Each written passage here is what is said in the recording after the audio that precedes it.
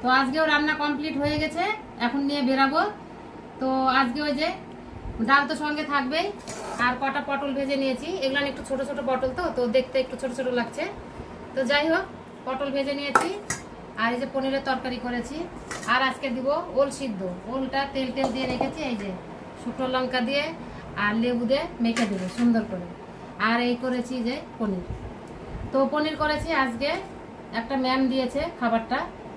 তো আজকে মানে বলেছে নিরামিষ খাবার দেওয়ার জন্য, তো আজকে আমি ওই জন্য নিরামিষই করেছি, পনির করেছি। তো নিরামিষ আর কি সবজি করব, পনিরটাই করলাম মটর দিয়ে। তো এই যে পনিরগুলো বড় বড় সাইজ করে কেটেছি সুন্দর করে, দিয়ে রান্না করে নিলাম। তো কেমন হয়েছে বন্ধুরা অবশ্যই বলবে। আর ম্যামকেও বলছি রান্নাটা আজকে অবশ্যই দেখবে, দেখে বলবে রান্না কেমন হয়েছে। তো এই যে শুকনো লঙ্কা দিয়ে আর লবণ দিয়ে এটাকে একটু সুন্দর করে মেখে নেব, আর লেবু চিপে দেবো। আজকে এটা নিয়ে যাবো বেশ ঝাল ঝাল করে।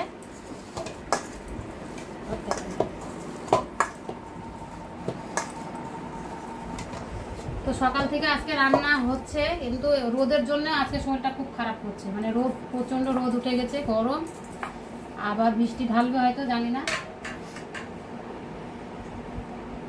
এই যে একটু লেবু দিয়ে দিলাম।